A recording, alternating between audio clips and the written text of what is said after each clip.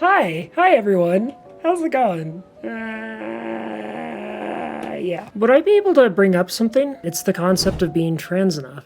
You must experience dysphoria since, like the age of 3, and it must be documented in every way, shape, and form. And, like you had to have, like played with dolls and wore dresses and gone through this whole process, right? And it isn't. And that's what people don't understand. Like sometimes you don't realize that there's something wrong until something else happens to show you that it's wrong, right? So like for me, like the big turn would have been puberty, right? You start going through puberty and you're just like, oh my God, that's when the dysphoria hit the hardest for me. And like, that's what people don't understand. Like they look at it and they're just like, oh, like people are trying to turn their kids trans or, like all this other stuff. I mean, it's very possible people can present at any age, right? But like the concept of trans enough is something that seems to be pretty universal as far as like the trans experience goes. You've questioned or been questioned about that quote unquote transness, right?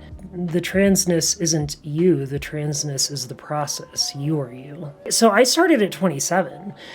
So I started relatively late, and I mean, like a lot of that was just, like life stuff, I'd gotten married. I was, like running my own business, and that was kind of taking precedent. I was able to put all that stuff on the back burner, but, like, I think it's amazing that people have access to this at a younger age now. It's incredible. Like, I mean, I want to see people being able to, like have access at any point in which they need it. Right? And that's the most important thing. I wish dearly that the support system would have existed, like when I was younger, but it didn't, but we can change that for others, right? It's kind of funny how like the fandom and a lot of groups like that have all this crossover, especially when we're talking like queer community and like specifically like the trans community, right? I don't know if y'all know this, but like the furry fandom has something like 14% of its population identifies as trans. That's like significantly higher, right, than like the like whatever it is, like percent of a percent that is the United States as a whole. So like it's interesting how we kind of all gravitate to these different groups and find these safe spaces, supportive spaces to be. Like I feel like we really embrace the notion of queer family because like we all kind of take care of each other, and we try our best, at least most of us do, to kind of take care of everyone else, like within the community and help folks feel safe and comfortable and happy, and like give them that space to be themselves, because that's all it takes. That's the incredible part about it is, like all it takes is somebody to say, hey, you know what, just be you, and like suddenly you're free. Voice training is just something that takes a lot of consistency. I mean, like, so I did like a lot of professional voice training early in transition, like way early in transition. I mean, that's kind of how I got to where I am, but like it's one of those things like that you can always improve over time, and you fall into it naturally once you do it enough. It's like muscle memory. Now it's hard to drop my voice. Right? So like at this point, like I did that on my stream today even. Somebody was like, well, could we hear your boy voice? And I'm like, I don't know. I think it's just important to remember everybody has different starting points, like transition is not a one size fits all kind of approach. It's a incredibly personal and deep journey that you need to go on and find your happiness with, right? It's the whole like philosophical nature of it. Okay, so I don't really like the word stealth, just like I don't like the word passing. The implication behind passing and stealth is deception. It's a word that is steeped in its own problematic vocabulary, right? I'm not deceiving anyone. I'm just being myself. The goal is never, like sitting down and being like, okay, am I gonna pass today, or like am I stealth? Am I deep stealth? Like am I the stealth fighter of like the trans world? Like what's going on here, right? Like no, I mean like I'm just me, and like if anybody asks, I'll give them the answer that like they might might not expect, which is I'll be like, yeah, you know what, I am trans, and it's nice to meet you, and here's an opportunity now for you to learn something as well. Stealth also negates the opportunity for others to be educated, others to be aware of the trans community. Think about it like this, like in your day-to-day life. So like, most of us probably have encountered somebody that's trans and they didn't know that they were trans, right? And because of that, like you might not even be able to make that association with someone. The other side of the fence is, being quote unquote clocked, right?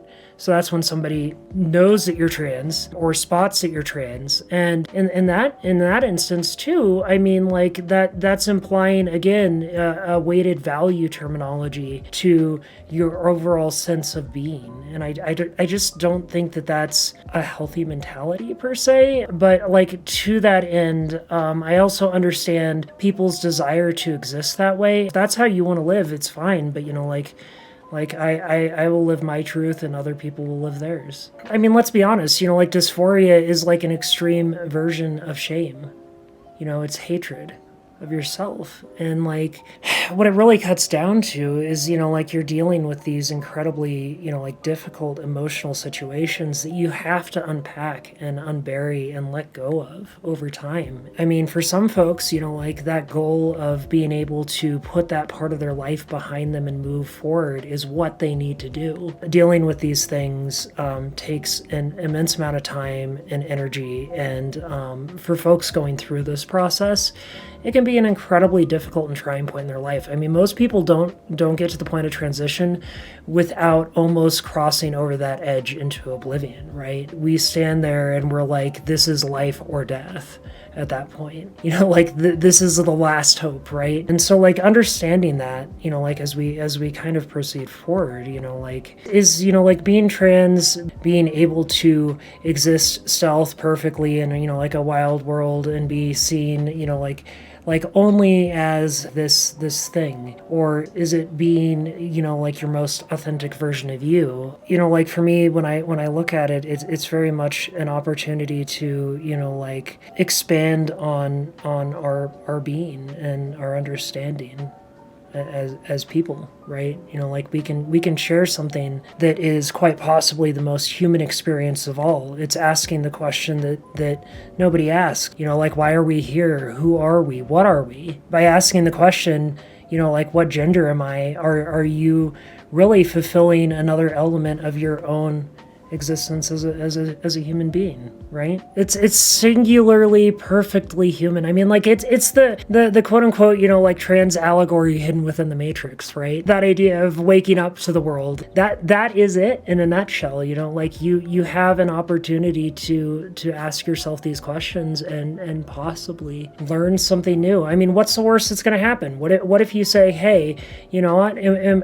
Was I born a boy or a girl? Like, am I a boy or a girl inside? Well, if you come back and like the answer is that you are the way you are, then that's okay. There's no harm in asking the question, but it takes courage to do it. Like the scariest thing about transition, from my point of view at least, is that you're entering into this wide world kind of by yourself and like not knowing other trans people, especially if you live. So like, I don't know what the political climate is where you live, but like I live in a very conservative city. It was a even more daunting task than what I think, like might have otherwise been, like elsewhere. And just, like knowing that there's other people out there and that it's okay to be you is just like such a huge, huge thing. I transitioned in my marriage, like thankfully my marriage survived, but I know that's more often than not the case. And so it's just one of those challenging, tumultuous time to look back on personally. Because like, let's be honest, like most, like 50% of marriages fail, right? And that's just your normal bread and butter, like straight marriage, right? If you take that into consideration and the fact that, like there's a lot of members of the trans community that existed within quote unquote straight relationships, right? And I say quote unquote straight relationships because I mean, like they knew what they were attracted to at the time, but they just didn't understand who they were. They didn't realize that they were actually, like a lesbian or actually gay, right? They didn't really fully comprehend that at the time. People get tied down to those labels so fast and so hard that it just becomes kind of like a wall. People can't get through it. They're just like, oh God, well, like, I can't be a lesbian because, like my religion prevents me from being a lesbian, or, like, how would I explain this to my mom? Like, why does it matter? Like, at the end of the day, if you love the person, not the label. That's it. I am very much an idealist at heart. And so, like, I like to believe that people have that capacity, to see past the facade and see who you really are. And like, that's my hope. I doubt that, like most people are into that. Right? This is pretty much like everything that I spend my day thinking about, right? Like what we're talking about here is understanding kind of our nature as people. I don't know how to describe my own sexuality so much. I suppose, like the best way would be like demi or pan. Like I've always kind of just been attracted to, like a certain person's personality as opposed to, I guess, really anything else, like that's like the paramount thing for me, right? When I was going through, transition, I had a really funny moment. It was a great story, I guess. So when I started my transition, I announced it on Facebook, and like a lot of my old college friends and like folks I know, like we reached out, and like some people wished me well, some people like were just like, I don't want to hear from you again. One of the people that sent me a message was an old friend, a kind of girlfriend. The thing was, she wrote this really funny like long message, and it went something like this: for the longest time I thought you were the only guy that I could ever really like, until I realized, hey, you're a girl. And it all made sense and clicked. They were a lesbian. We had like a brief kind of like tryst or whatever you want to call it when we were younger, right? It was fine and everything was okay, but like we've always been friends. That was kind of like a really interesting moment for me, like hearing that and kind of getting that perspective too, and seeing somebody so readily accept like your identity, and not only accept it but then like apply it to themselves and be like, yo, by the way, I don't know if you know this, but I guess that makes me a gold star lesbian or something. I don't know. Like, I was like, okay, cool, I guess, something.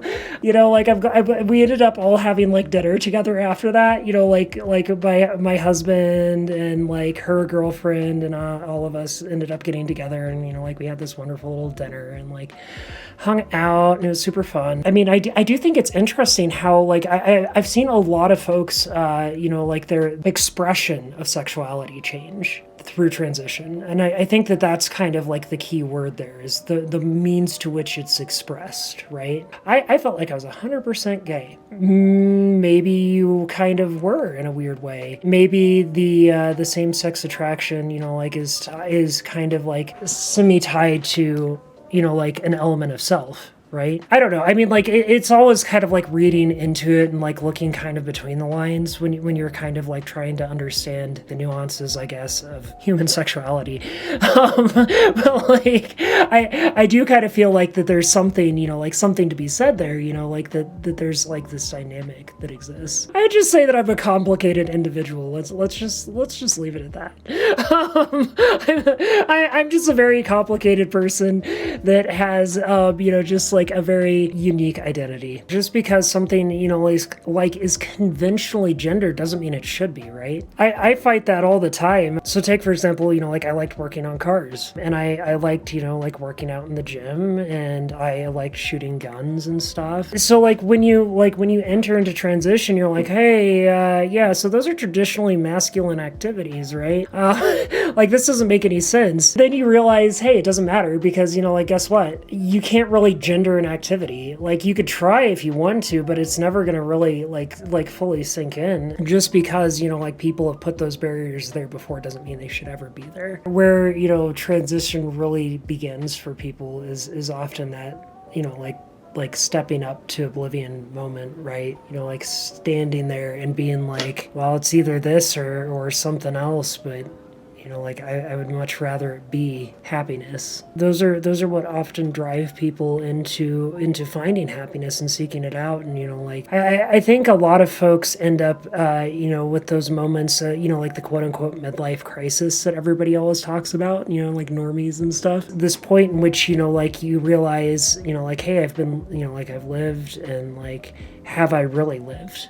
You're starting to ask that question more often than not. People like haven't like they might not have had the opportunity to go out and see the world, or might not have had the opportunity to be the person that they really want to be, or follow like the path in life that they always dreamed of. I think that that's such an important like an important thing. I mean, like, for every single person out there, being able to recognize that and then take action is really key in making like these strides of self-awareness and acceptance.